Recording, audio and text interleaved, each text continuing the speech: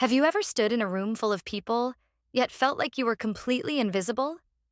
That's where I was, right in the heart of the Pentagon, my chest tight with a mix of anger. My father, a general with a voice that could make mountains tremble, was shouting at his officers. He called my 7 languages a waste, said the army didn't need a bookworm like me. My brother was right beside him, his smirk sharp enough to cut glass, thinking he had me all figured out. They had no idea I was about to flip their world upside down. My name's Reagan Wells. I'm 35, a captain in the US. And before I take you through what happened next, let me ask, where are you watching from? Drop your city or country below so I know how far this story reaches. And if you're new here, don't forget to like, subscribe, and turn on the bell to get notifications for future stories. Now, let me tell you how it all started. I stood at the back of that grand auditorium, my heart pounding like a drum in my chest. My father, General Howard Wells, was up front, his decorated uniform gleaming under the lights. His voice, the kind that could hush a battlefield or rally whole brigades, boomed through the room. But today, it wasn't commanding soldiers. It was aimed at me, cutting deeper than any blade. 7 languages? He said with a sneer, throwing his arms up like I'd just told a bad joke. Utterly useless. The army needs warriors, not bookworms. The room went still. You could feel the air tighten, like everyone was holding their breath. Generals, colonels, even foreign dignitaries turned in their seats, their eyes locking onto me like I was a target in their crosshairs. Captain Reagan Wells, his daughter. In that moment, I wasn't the officer who'd spent 15 years in the military police corps. I wasn't the one who'd talked down heated negotiations or cracked codes that saved lives. No, I was just the disappointment sitting quietly in the 10th row, my gloved hands clasped tight to keep them from shaking. My uniform, polished brass, crisp creases, felt more like a shield than a badge of honor. My brother, Major Nathan Wells, stood next to our father, his dress blues flawless, his smirk sharper than a bayonet. He didn't even blink. That smug look on his face? It told me he saw this coming. Maybe he'd even helped set the stage. The silence was heavy, like a weight pressing down on me. Nobody moved. I sat there, surrounded by the echoes of rank and power, feeling like my own father had just torn me apart in front of them all. My ears were ringing, my face burning. Part of me wanted to melt into the floor and disappear, but I didn't. I raised my eyes, just enough to catch the glance of an officer across the aisle. He looked away quick, like he was embarrassed for me. Or maybe scared to be caught staring at the general's black sheep. My father stood there, tall and cold, like he hadn't just humiliated his own daughter. The same man who'd barked orders across deserts now wielded shame like a weapon, precise and brutal. And in that awful, suffocating quiet, it hit me. This wasn't about the languages I spoke. It never was. It was about control, about their idea of legacy and power. I'd never fit their mold. My wins weren't flashy. My battles were fought in quiet conversations, in understanding people and their cultures, in the subtle art of words. That scared them. But something else hit me too. They didn't really know me. Not the woman I'd become. They thought they'd just crushed me in front of the highest-ranking officers in the army. But what they didn't realize was they just handed me a stage. My story didn't end in that room.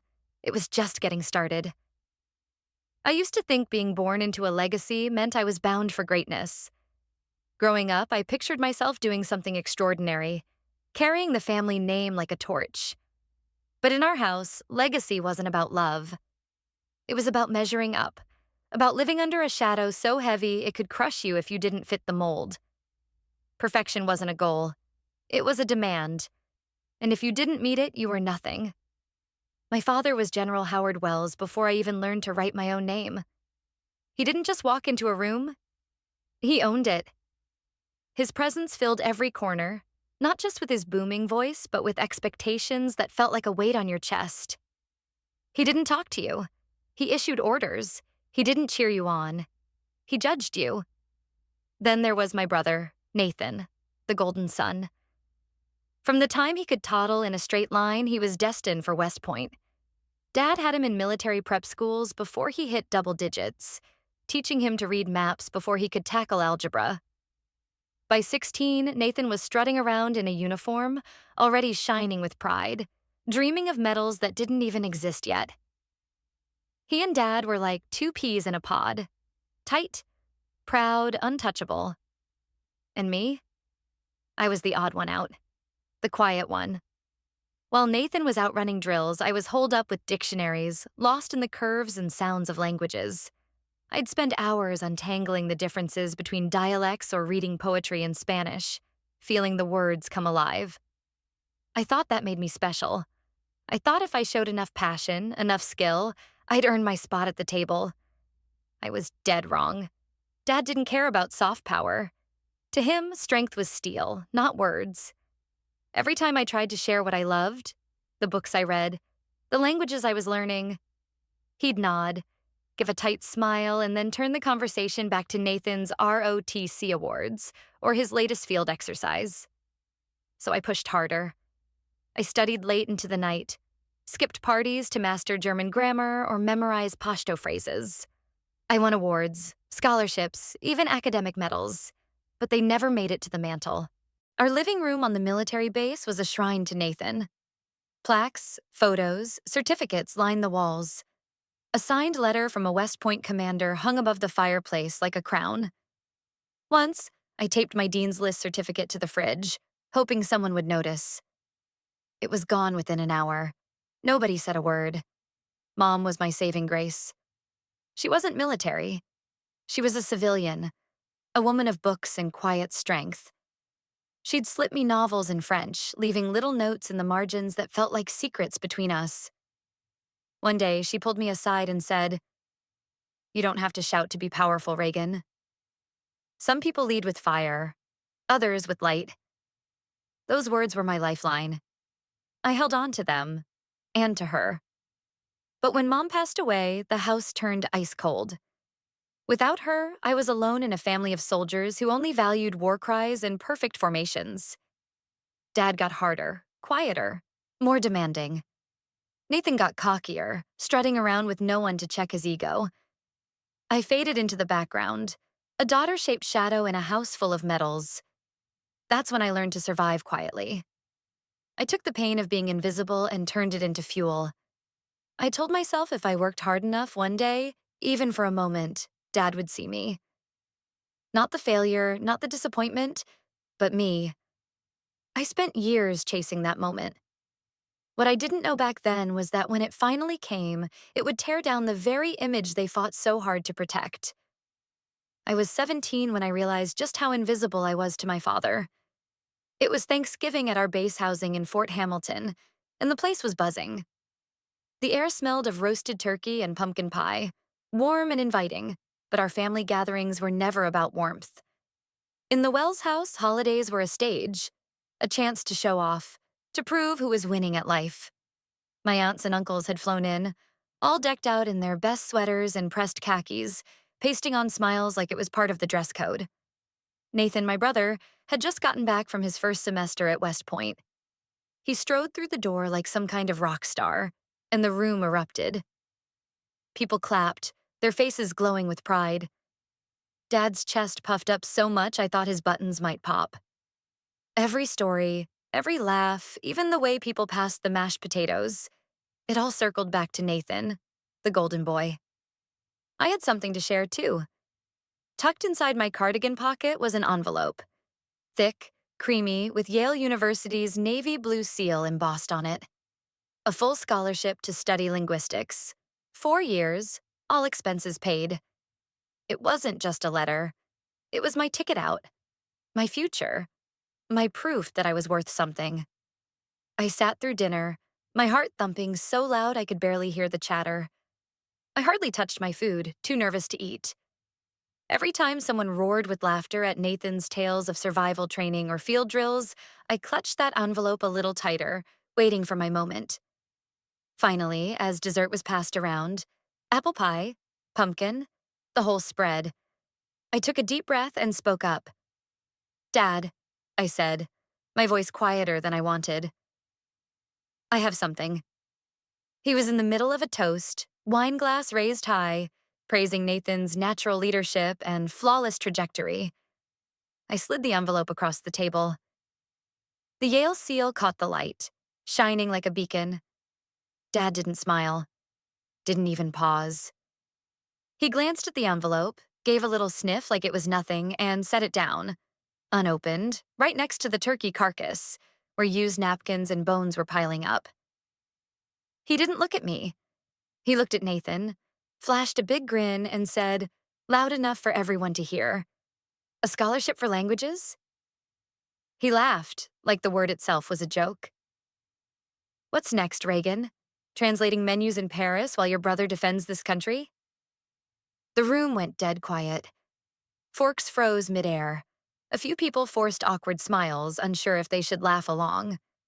I felt it first in my chest, then my throat, a burning like acid creeping up. No one spoke. No one stood up for me. Not even Nathan. He just shrugged, smirking into his pie, soaking up the spotlight. I stared at that envelope. One corner now stained red from cranberry sauce, not wine. It spread across the paper like a slow-bleeding wound, ruining something pure. That night, I sat alone in my room, the envelope in my lap, the stain still damp. I didn't cry loud. Crying loud wasn't allowed in our house. I buried my face in my pillow, tears soaking into the pages of the French dictionary Mom gave me before she passed. I flipped it open to the word I needed. Inexistent. Invisible. That was the moment something in me shifted. Not broke. Hardened. I made a promise to myself. One day, they'd regret not opening that letter. Before that cranberry-stained letter, before the heavy silence at the Thanksgiving table, before I learned to toughen up, I had my mother. Claire Wells wasn't a soldier. She didn't wear medals or shout orders. She wasn't afraid of soft things. In a house ruled by discipline and straight lines, she was the only corner that felt warm, like a safe harbor in a storm. Mom didn't need to raise her voice to make you feel seen. When she spoke to me, it was like I was the only person in the world. Her words weren't commands. They were open doors, inviting me to step through. I can still picture us in the little sunroom at the back of our base housing. It was a cozy spot with thin windows, worn carpet, and a single armchair that always carried the faint scent of her lavender hand lotion. I'd curl up next to her with my dictionary, and she'd ask me to teach her a new word in French or German just to hear the way I said it. She'd smile and say, "Words are windows, sweetheart." When you speak someone's language, you're telling them, "I see you." Nobody else in our family got that. Dad thought books were a waste of time, distractions from the real work of soldiering. Nathan would roll his eyes and say, learning languages was for diplomats who couldn't hack it in real service. But Mom? She treated my mind like it was something holy. She'd stick little notes on my mirror before big tests. Your mind is a weapon. Use it gently, but never doubt its power. She'd underline lines in my books with a red pen, drawing hearts in the margins. She made being smart feel alive, like something worth guarding. One Christmas, she gave me a worn copy of Les Misérables in French. On the inside cover, she wrote, "For my little rebel who understands that words can change revolutions too." I carried those words like a treasure. Then she got sick. I was 14. It hit fast. A diagnosis, hospital visits, whispered conversations behind closed doors. I'd sit by her bed, reading poetry while machines beeped in the background. Her hand was cold but steady in mine. Even then, she'd ask me to teach her new words, smiling when I translated lines about courage or strength, like we could hold on to each other through language alone. When she passed, the house turned cold overnight. Her books vanished from the living room, replaced by Dad's plaques and Nathan's military awards. Her scarves were packed away. That sunroom chair became just another piece of furniture. And me? I became a ghost in my own home. Dad didn't grieve where anyone could see. 2 days after the funeral, he was back at the base, barking orders like nothing had happened. Nathan threw himself into training, like he could outrun loss with enough sweat. Nobody asked how I was holding up. They didn't need to. They figured a smart girl like me would just bounce back. But I didn't bounce. I broke, quietly, in places nobody could see. I stopped talking at dinner, stopped sharing what I was reading, stopped believing I could ever measure up in their world. Mom saw me, the real me. When she left, I learned how to disappear without ever leaving the room. When it came time to decide my future, I didn't pack my bags for Yale. The offer was still there, the envelope barely touched by that cranberry stain, promising a full ride, prestige, a life built around what I loved. But I couldn't go. Not because I doubted myself. Something inside me had changed, hardened. I was done pleading for a place at their table. If my own family couldn't see me, I'd carve out my own way to matter, on my own terms. So I did the last thing anyone expected. I joined the Army.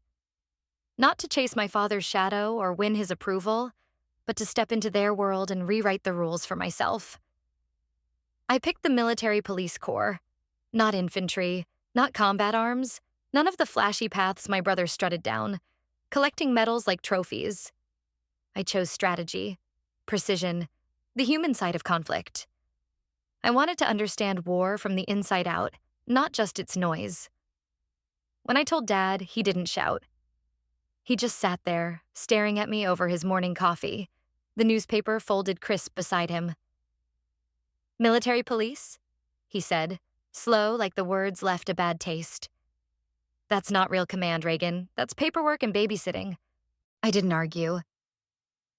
I stood in the doorway, clutching my enlistment papers, wearing the quiet defiance I'd learned from years of being overlooked. Nathan, of course, laughed. "Guess someone's got to guard the parking lot," he said, grinning at his phone without even looking up. I walked out without a word. Boot camp showed me quick I wasn't like the others. Most of the cadets came from small towns, working-class families, ROTC programs. Me? I was the officer's daughter, the legacy. They figured I'd been handed my spot, that I was soft, entitled. So I worked harder. I was up before the alarms, finished drills with bloody palms, memorized not just the rules, but why they existed. While others counted push-ups, I studied psychology, language, interrogation techniques. I was invisible again, but this time I chose it. Let them overlook me. Let them underestimate me.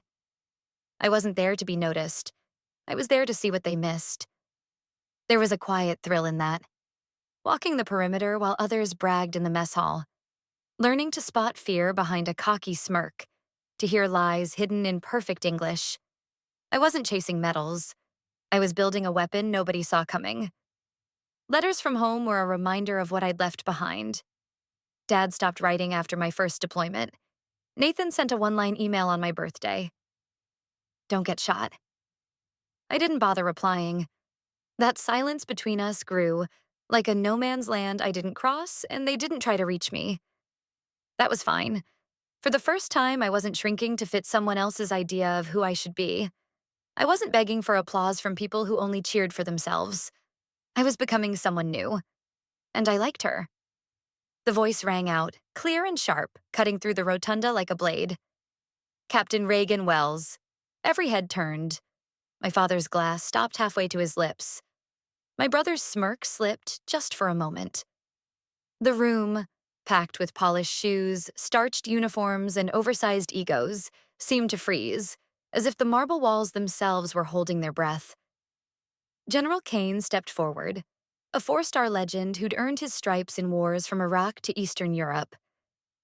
The man spoke 5 languages himself, but what he said next didn't need translating.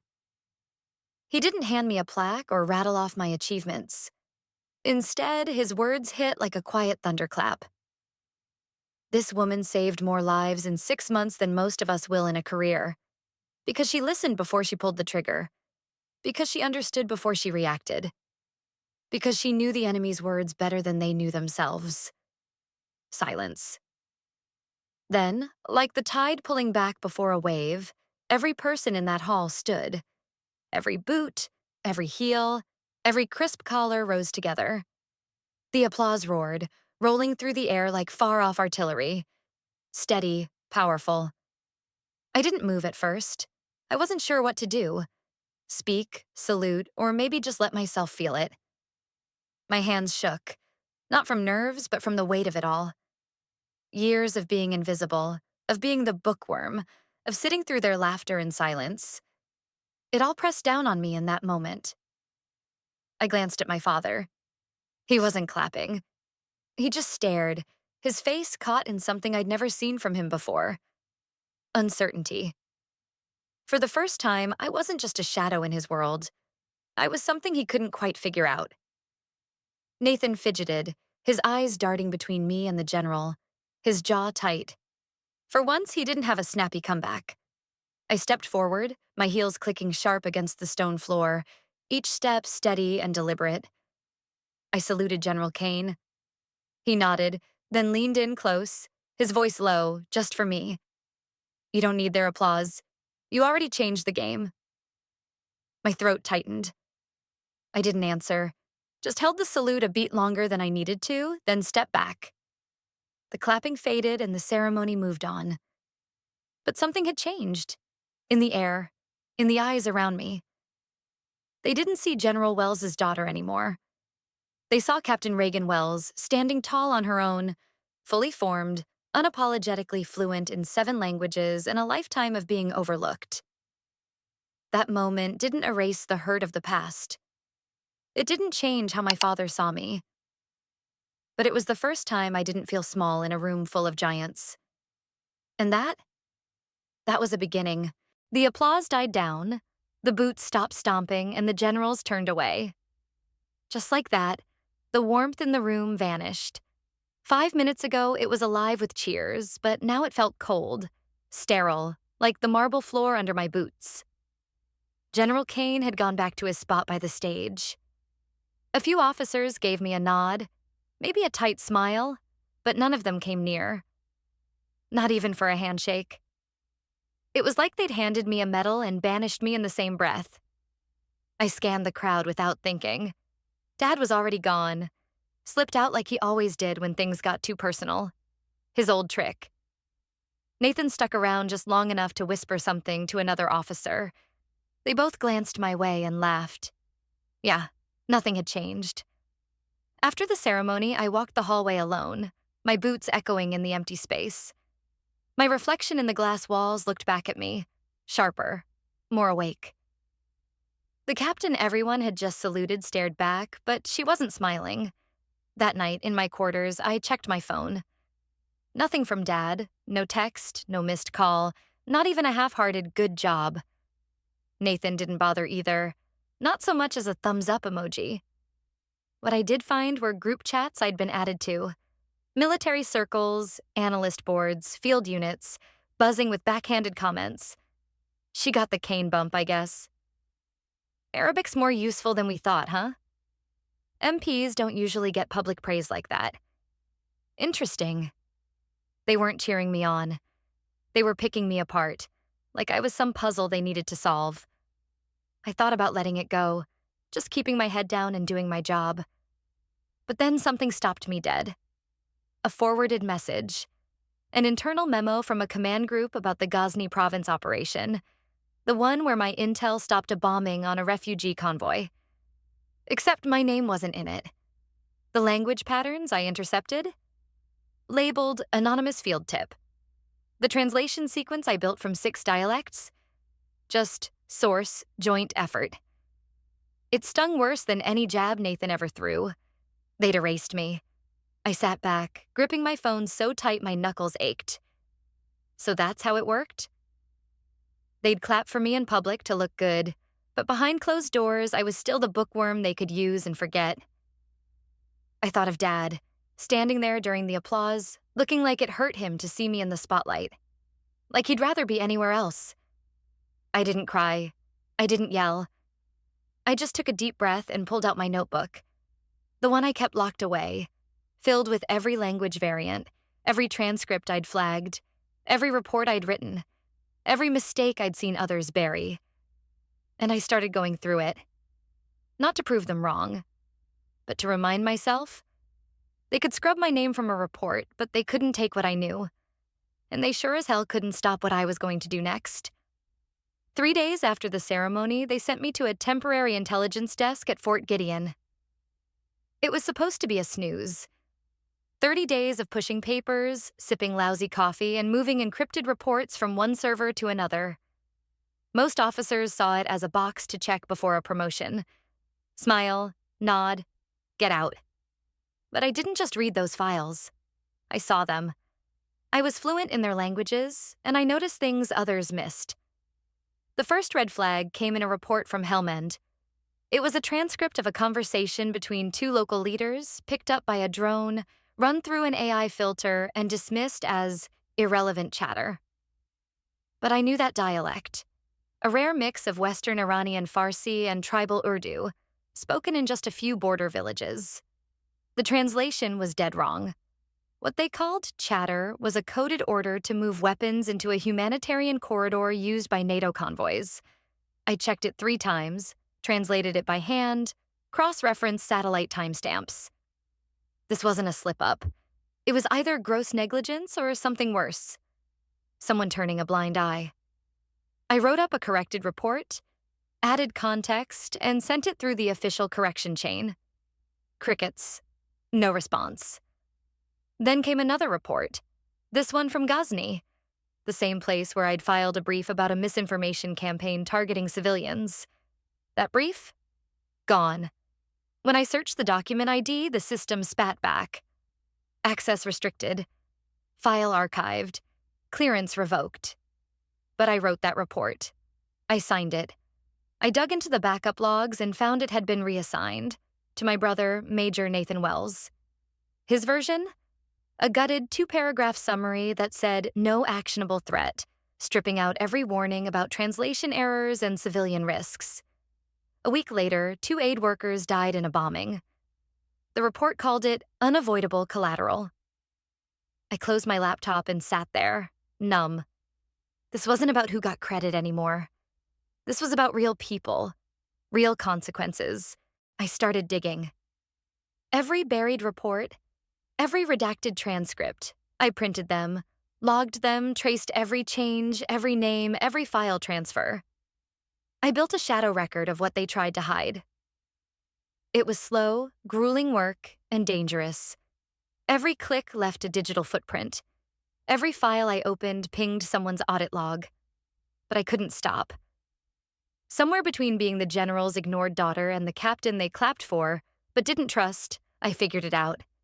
They weren't afraid of what I said. They were afraid of what I understood. And I wasn't going to let them erase it. Not this time. You'd think the scariest part of exposing a lie that big would be saying it out loud. But it's not. It's the silence before you do. The quiet that hums with every doubt, every fear, every what-if clawing at your gut. For a week, I worked in the shadows at Fort Gideon. Not because I wanted to, but because it was the only way to stay safe. Every morning, I showed up with my uniform pressed, boots shining, and a face that gave nothing away. I played the part. Quiet analyst, gifted linguist who stayed late because she loved the work. Nobody guessed that behind my locked desk drawer, I was building a case against the very command structure I served. At night, in my off-base apartment, I used my personal laptop, offline, away from the military network. I encrypted every scrap of evidence, redacted files, buried reports, anything they tried to erase. Hard copies went behind the lining of my travel case. A backup stayed hidden under my mattress. Every omission, every reassigned document, every cover-up. I logged it all. But the more I found, the louder my doubts got. What was I going to do with this, Reagan? File it? To who? The JAG? CID? Did I really think they'd take my word over a general's? Over my own brother's? Was this loyalty or betrayal? That word, betrayal, hit hard. It was everything my father drilled into me. Loyalty, chain of command, duty above all.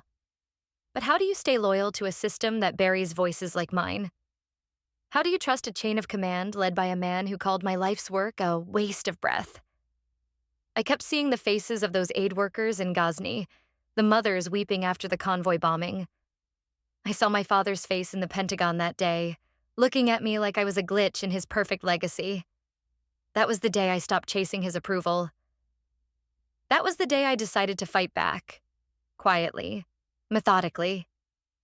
Going public would get me crushed. But if I played their game, followed their rules, and outsmarted them, I could expose the truth without painting a target on my back. So I wrote a preliminary report under a pseudonym, coded in layered translation keys only someone fluent in the exact sequence could crack. I sent it to the Internal Ethics Review Board through a blind portal. Then I waited. Nothing. 3 days. 5. A week. Silence. Then came the knock at my door. Not military police. Not internal affairs. Major Elisa Morales, head of counterintelligence audit, one of the few who'd ever challenged my father in a meeting. She didn't bother with pleasantries, just walked in, locked the door, and said, "How long have you been tracking this?" I blinked.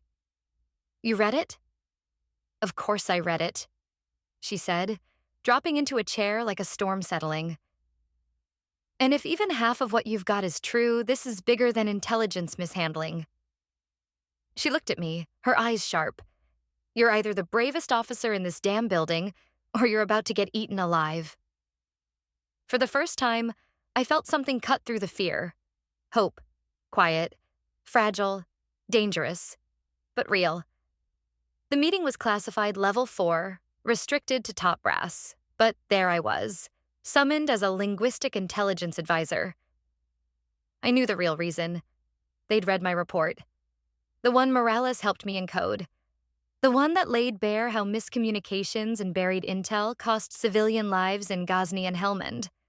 The one that pointed straight to failures under my father, General Howard Wells. I walked in wearing my standard service uniform. No medals, no ribbons. Just plain black and olive like armor over my heart. Not a captain, not a daughter. Just a soldier standing on the edge of truth. The room was cold, rectangular, no windows, built to swallow sound and strip away feeling.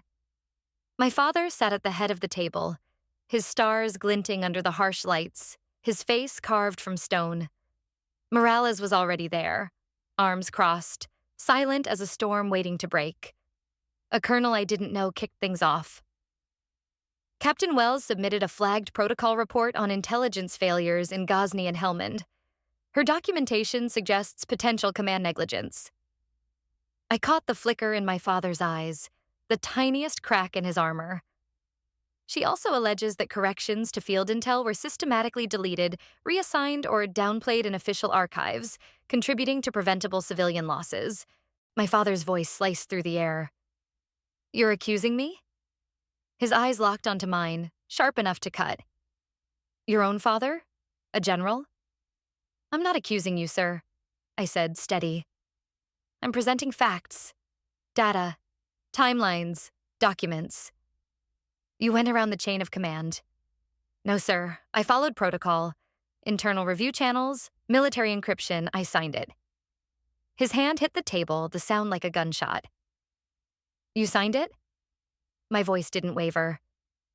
"Yes. Captain Reagan Wells, United States Army, fluent in 7 languages. Fluent enough to see through a lie, no matter what uniform it's wearing." The room went still, like it was holding its breath. "You have no idea what you're doing," he said, his voice low, dangerous. "This will destroy you." "Then let it," I shot back.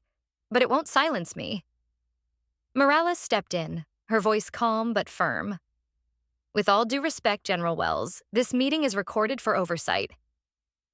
Per Regulation 38B, retaliation against whistleblowers violates Article 21. He looked at her, then back at me. Something shifted in his gaze. Not fear, not regret, but recognition. For the first time, he didn't see his daughter. He saw a threat. And in that moment, I knew I'd crossed a line I could never step back from. Nobody demoted me. There was no court-martial, no official reprimand. But I might as well have vanished. Monday morning, I showed up at the Intel division like always. My badge scanned green, my desk was still there, My name still sat on the plaque by the door, but everything else had changed. The usual chatter was gone. Nobody looked up as I walked in. My team lead, who used to give me a nod, barely glanced my way. I checked the mission board. My name was wiped clean. No briefings, no translation tasks, no decryption jobs, not even a routine memo. Instead, a single email waited in my inbox. Effective immediately, you are reassigned to Language Archive Digitization. Floor 6, Bay C, indefinite duration. Floor 6 was a graveyard. The Language Archive was a dusty, sealed-off wing stuffed with Cold War relics. Old tapes, faded transcripts, dialects nobody spoke anymore. It was where careers went to fade away while you were still breathing. Exile, dressed up as duty. I walked the base that day like a ghost. People met my eyes, then looked away fast. Some whispered as I passed. Others just melted around corners. I wasn't just isolated. I was radioactive. The mess hall cleared out when I sat down. Conversations stopped dead when I entered a room. Even my secure login was downgraded, locking me out of everything but public files. They didn't need to fire me. They were erasing me without leaving a mark. Every day in that archive felt like being buried alive. The hum of ancient machines, the smell of dust and forgotten missions. I spent hours staring at static-filled tapes and yellowed pages, digitizing languages nobody cared about. But I did it all, meticulously, quietly, without a word of complaint. One wrong step, and I'd hand my father the excuse he was waiting for. He didn't need to raise his voice again. He'd already turned silence into a weapon. But what he never understood, what nobody in my family ever bothered to learn, was that I was born in silence. As a kid, I hid in books, disappearing into their pages. As a cadet, I outsmarted critics before they could speak. Now, as a captain shoved into the shadows, I learned to endure. Silence wasn't my weakness. It was my armor. Every night after 1800, when the archive lights dimmed and the halls emptied, I'd pull out my encrypted drives and get to work. Morales and I were still gathering data, piecing together the truth behind closed doors. We weren't finished. This wasn't punishment. It was preparation. While I sat there, alone, silenced, exiled, I wasn't waiting for someone to rescue me. I was counting the steps to hit back harder. They thought they were pushing me out of the game. But they'd just given me the space to sharpen my sword. The text came out of nowhere. Dinner. Sunday, 1900. Come home. No signature, no warmth, just orders. I knew it was Mom. Part of me wanted to delete it and move on, but another part, the one that still needed answers, needed to face the fight, pushed me to go.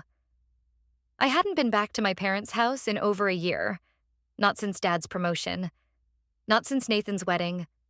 Not since I became the problem they couldn't hang on the wall. The place was exactly the same.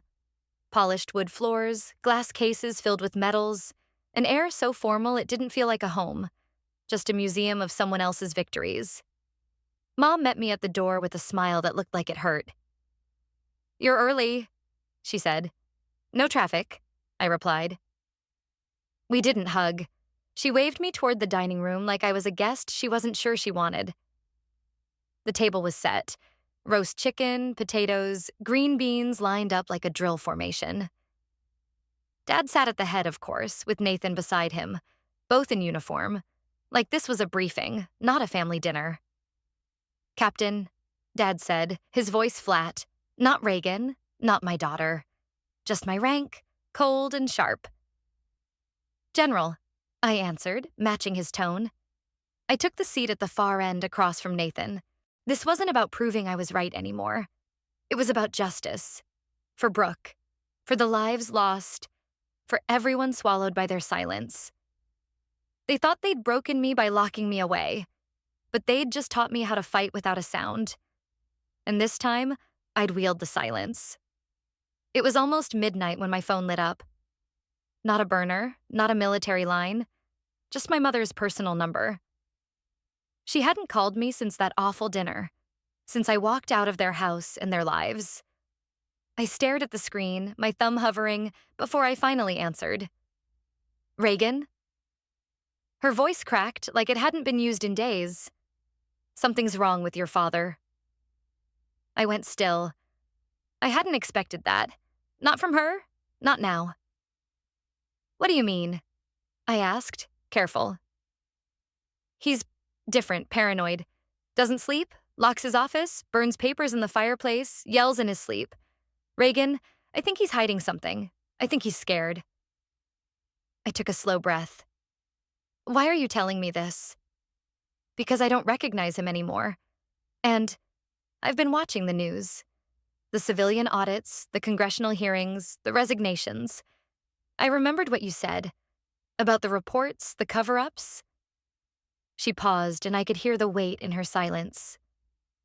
You were right. Those 3 words hit me like a shockwave. I'd waited years to hear them, and they didn't fix the past, but they broke something open, a tiny crack in the wall he'd built around us. What do you want me to do? I asked. There's a USB drive, she whispered. He doesn't know I saw him hide it. It's in his old military chest, taped under the lid in the study. I don't know what's on it, but he checks it every night when he thinks I'm asleep. I swallowed hard. Mom, if he finds out... He won't, she said sharp. He's too far gone. Thinks everyone's against him. But Reagan, I want to help you. I should have helped you sooner.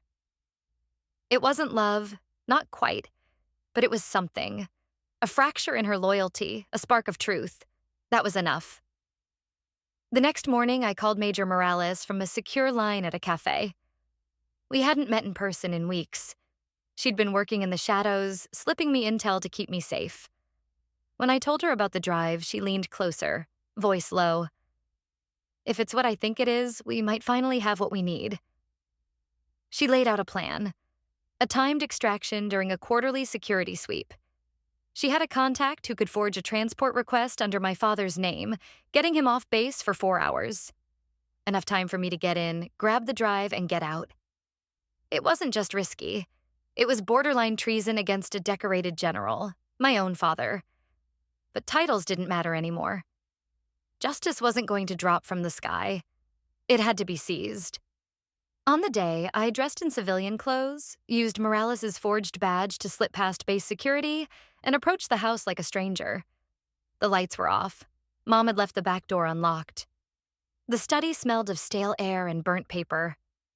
My heart pounded as I opened the old military chest and lifted the lid. There it was. A matte black USB, military grade, no label. I slipped it into my pocket. But then I saw something else. A manila envelope with my name scrawled on it, tucked under some folders. Inside was a photo of me in uniform and a letter in my father's handwriting. I didn't read it. Not yet. I closed the door and stepped into the night, the USB in one hand, the envelope in the other. This wasn't just about Brooke anymore, or even me. It was about legacy, whether silence would keep shielding the guilty or finally give voice to the brave. I couldn't go to the press. It wasn't fear holding me back. I knew the rules of war. If I leaked military data without context, they'd slap me with treason and national security charges before anyone could read a single line. If I wanted justice, I had to fight through the same system that tried to erase me. And there was only one person I trusted to help me do it. Colonel Candace Monroe. Monroe was a legend in the Inspector General's office. She didn't chase headlines. She didn't need to. Her name alone made generals nervous, built on years of closed-door investigations and shakeups that left no room for lies. She was known for one thing: honesty, no matter who she was up against. I'd met her once, years back at an ethics seminar when I was still a lieutenant. She stood in front of a room full of eager officers and asked, "If loyalty to your superior means betraying the truth, what would you choose?" Her words stuck with me, like a compass I didn't know I'd need. I still had her number, buried in my contacts, never expecting to use it. Until now. She answered on the second ring. "Captain Reagan Wells," she said before I could speak. "I remember you." Flagged for internal conflict disruption a few years ago, right? I gave a tired laugh. Guilty. Then I'm guessing you've got something big or you wouldn't be calling. I didn't answer with words. I sent her a redacted clip. The one of my father ordering the cover-up of civilian casualty data from Operation Iron Glint. 10 minutes later, she called back, her voice sharp. All business. Meet me. Now bring everything. We met in a nondescript government office that could have passed for an insurance agency. No uniforms, no salutes, just locked doors and heavy silence. Monroe sat at the end of a long table, arms crossed, eyes cutting through me like a blade. I handed her the USB. She plugged it in, and as the files played, audio, encrypted logs, Brooke's message, her jaw tightened, her fingers tapping the table in slow, steady beats. When it finished, she closed the laptop gently, like shutting a coffin. This is gross misconduct, she said. Operational manipulation, civilian deaths buried, and a possible conspiracy to silence a whistleblower. If Ramirez was sent to a combat zone to shut her up. She didn't finish the thought. My throat tightened. What's next? I can start an internal investigation, she said. But you need to know, the second I file this, alerts will hit every major command chain. Your father will know within the hour. I know, I said. I'm ready. She studied me, long and hard. Are you sure? This could end your career. It might spark a political firestorm. I'm not doing this to tear anyone down. I'm doing it because if we don't stop this, there'll be more Brooks, more lives erased, more silence. Monroe nodded, like she was reading a battle plan. I'll call a closed-door preliminary tribunal. I know 3 generals outside your father's circle. They'll listen, but only if the evidence holds. Before I left, she handed me a printed list. These are the people who'll come for you when this breaks. Some are in the Secretary of Defense's office. Some wear 4 stars. I scanned it. My father's name was near the top, bold, underlined. Monroe stood. One more thing, she said. If this gets out of hand, if they try to smear you, I'll go public. But only as a last resort. Understood? I nodded. Understood. Thank you. Her voice softened. Just a touch. Number, thank you for not staying silent. 36 hours after Monroe filed the tribunal request, the first blow landed. I woke up to find my clearance frozen, my Pentagon login disabled, my security badge flagged for review. They moved fast, and they didn't hold back.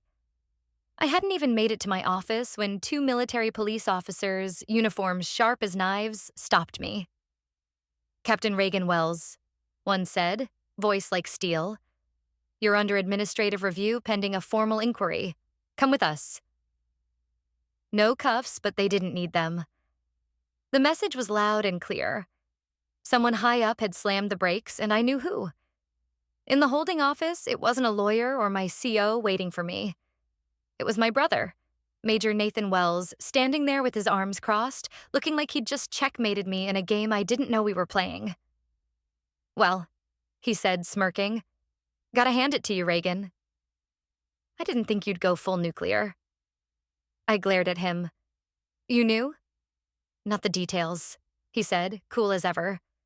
But when Monroe's office pinged our command, I got the alert. So did Dad. I sat down, my heart hammering. Not from fear, but from rage. So you froze my access? Dragged me in here? Not me, he said, leaning back. Dad. Said your behavior proved every doubt he ever had about your loyalty. Loyalty. As if telling the truth was a betrayal. Let me guess, I said, bitterness creeping into my voice. Now he wants to call me unfit for duty? Nathan didn't answer. He just slid a file across the table. I opened it to find pages of official nonsense. Emotional instability, insubordination, psychological fatigue. At the bottom, a recommendation. Immediate dismissal and revocation of rank. My throat tightened. He's trying to erase me, I whispered. Nathan's voice softened, just a fraction. Reagan, I'm not saying I agree with Dad. But you've got to see it. This is dangerous.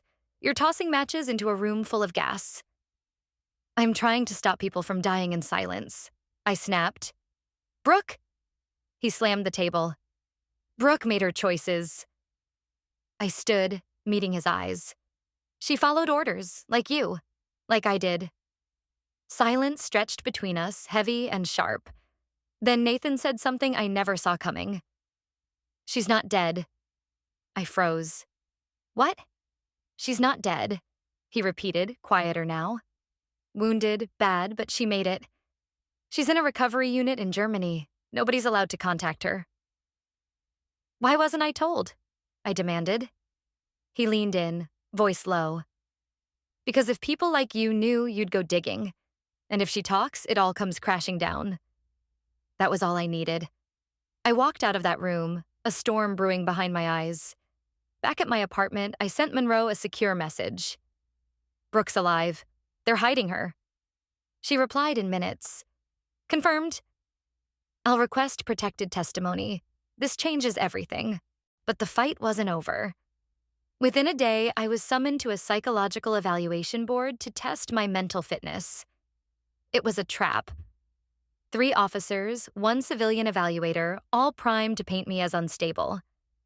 I answered their questions calmly, letting them poke at my loyalty, my childhood, my father. When they asked why I pushed the investigation, I gave them one answer. Because integrity isn't optional. It's the only uniform I'll never take off. They didn't say a word. That night, I found a note on my windshield. No envelope, just folded paper. It read, "Stop, or the next file we open will be your discharge papers. No name, no signature." But I knew my father's handwriting. The tribunal was set for Friday, 8 a.m. at a restricted facility in Fort Meade. It was supposed to be quiet, contained, no fuss. But the second I walked in, I knew that was a pipe dream. Too many eyes followed me. Too many whispers trailed behind. 3 generals sat at the raised panel, handpicked by Colonel Monroe, men known for their integrity, but also for ruffling feathers. Monroe herself was there, now the lead investigator, her face like steel. And across the room, in his pristine 4-star uniform, sat my father, General Howard Wells. He wasn't supposed to be there, wasn't called to testify, but he'd pulled strings, same as always. His presence was a storm cloud, heavy and unavoidable. I walked past him, eyes forward, my boots clicking on the tile. His stare burned into my back, but I didn't flinch. Monroe stood. "Captain Reagan Wells, please proceed." I opened my binder, hands steady even if my heart was racing. "For the record," I started, "I'm Captain Reagan Wells, U.S. Army Intelligence. I'm here not out of rebellion, but duty. What I'm presenting comes from responsibility, not revenge." I clicked the remote. The first slide lit up the screen. A top-level map of deployment zones, civilian clusters, redacted comm logs. Then came the audio. Brooke Ramirez's voice, tense, hesitant, with screams faint in the background. "We shouldn't be here. The intel's off." I saw one general shift uncomfortably. Then my father's voice played, cold and deliberate. "Proceed as planned. Civilian presence is not a concern." That line hit the room like a grenade. Silence swallowed everything. I let it linger, then moved on. Altered field reports, manipulated timelines, casualty lists with names conveniently missing. I laid it out calmly, each fact landing like a punch. Monroe stepped in at key moments, tying my evidence to military code and procedural failures, framing it as a systemic issue without pointing fingers. Until I did. "I believe," I said, slow and clear, "this wasn't an accident. It was orchestrated at the highest level, and I believe my father, General Howard Wells, played a central role in covering up these operations and silencing dissent." Every head turned to him. He stood, slow, his face a mask. "You dare accuse a decorated general of treason?" "No," I said, meeting his eyes. "I'm accusing my father of betraying everything this uniform stands for." The room held its breath. One general broke the silence. "We've seen enough. Captain Wells, step outside. The panel will deliberate." I nodded and walked out. In the hallway, I sank onto a bench, adrenaline still buzzing through me. My hands were shaking now. 10 minutes later, Monroe stepped out, her face unreadable. Then she spoke. "Unanimous vote. A formal investigation starts immediately. Your father's been suspended pending review." I exhaled, the air rushing out like I'd been holding it for years, but she wasn't done. "Reagan, you're not clear yet. They'll hit back hard. This could go all the way to Capitol Hill." I nodded. "Let it." As we walked away, I glanced back through the tribunal room window. My father stood there, staring at the empty chair where I'd been. For the first time, he didn't look like a general or a titan. Just a man who'd built his empire on silence, never expecting his own daughter to shatter it. It started as a whisper in the Pentagon's halls, but whispers have a way of turning into cracks. Within a week of the tribunal, the dam broke. Leaks spilled out. Internal memos, redacted names, mission logs from Operation Iron Glint. Someone was talking, and they weren't just backing me up. They were confirming everything I'd said. Colonel Monroe called me one morning, her voice hushed. "You've started something, Reagan. Intel officers from 2 other divisions just sent in anonymous testimonies. Same story every time. Faked civilian reports, twisted missions, and one name tying it all together. Your father." I didn't know whether to feel relieved or scared out of my mind. The next 48 hours were a whirlwind. The Washington Chronicle ran a front-page bombshell. Generals manipulated combat data to justify high-risk deployments. It didn't name my father outright, but anyone with half a brain could connect the dots. By noon, the Secretary of Defense ordered a full-scale review. By midnight, my father's access was cut off.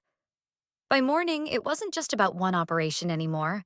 It was a pattern, stretching across his decades-long career. Buried incidents, silenced whistleblowers, promotions for those who kept quiet. He'd built a fortress on fear and loyalty, and now it was crumbling. I kept my head down, but I wasn't hiding. Every morning I showed up at my post, even as soldiers shot me looks, some like I was a hero, others like I was the plague. Nobody ignored me anymore. Then came the message that changed everything, from a secure relay in Germany. "Brooke, I'm recovering," she wrote. "I heard what you did. You gave me my voice back. I'm ready to testify." I read it 3 times, tears blurring the screen. She was alive and she was coming back. That night, my mother called. "Reagan," she said, her voice soft. "He's unraveling." I stayed quiet. He thought he could control it all. Missions, people, you, but it's breaking him. I didn't want to break him, I said. I wanted the truth. She sighed. "He won't apologize. You know that." "I'm not doing this for an apology." Silence hung between us. Then she whispered, "Be safe." The next day, my father was summoned to a congressional oversight committee. The hearing was televised. I watched from the operations room with a handful of junior officers, the air thick with tension. On screen, he looked smaller. Not his size, but his presence. His voice, usually a command, was tight, defensive, unsure. For the first time, I saw a man who didn't know his next move. When the committee chair asked, "Did you authorize the concealment of civilian casualty reports?" He paused. That pause was everything. He didn't deny it. He didn't confirm it. He just hesitated. And the world saw it. By morning, headlines weren't about war. They were about accountability. My name was in the news now, alongside Brooks. The military tried to keep a lid on it, but it was too late. Within a month, my father resigned. No ceremony, no parade, just a signed paper and a closed door. The man who once ruled with a phone call disappeared into silence. But this wasn't the end of my story. It was the start of something new. It was a crisp, cloudless morning in D.C., the kind where the autumn air sharpened everything. Sights, sounds, even the edges of your own thoughts. The Pentagon ceremony courtyard was packed with fluttering flags, rows of decorated officers, and unfamiliar faces, press, military families, diplomats. And there I was, right in the middle of it all. Captain Reagan Wells. I'd always pictured my defining moment in uniform on a battlefield or in a tense debrief, not some ceremony. But as it began, I realized this wasn't just about me. It was about truth, integrity, and shattering the silence that had choked so many before me. Colonel Monroe stepped to the podium, her dress blues gleaming, every metal polished to a mirror shine. Her voice cut through the courtyard, clear and unwavering, like it could hush the wind itself. Today, we honor not just a soldier, but a truth teller. Captain Reagan Wells didn't expose corruption for glory. She didn't defy orders for fame. She did it because her conscience wouldn't let her stay quiet. The crowd was still, reverent, no applause yet. Just a heavy, respectful silence. She risked her reputation, her career, her family to uphold the values we swear to defend. Honor, integrity, transparency. Because of her, we're better, stronger. The crowd rose, a silent salute to what she'd said. Then came the moment. A major stepped forward with a velvet box. Inside it, the Distinguished Service Cross, second only to the Medal of Honor. It caught the sunlight, glowing like something ancient, sacred. Monroe pinned it to my uniform. I thought I'd cry. I didn't. Instead, I felt something deeper, something solid. I felt whole. For the first time, I stood on that stage not because of my last name, but despite it. Monroe stepped back. You have the floor, Captain Wells. I hadn't written a speech. I didn't need one. I stepped to the mic, looked out at the sea of faces. I found Brooke in the third row, standing tall, healed. I saw Monroe, Ramirez's parents, and I spoke. I'm not here to be called brave. I'm not here because I did something extraordinary. I'm here because I refused to look away. To anyone in this room or out there who's been told their voice doesn't matter, hear this. It does. A breeze stirred, scattering a few leaves across the pavement, like the universe itself was nodding along. I was told knowing 7 languages made me weak, soft.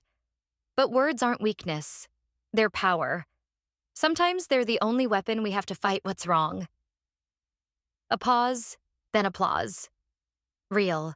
Rolling like thunder, breaking the silence like a wave. In that moment, I knew I hadn't just cleared my name.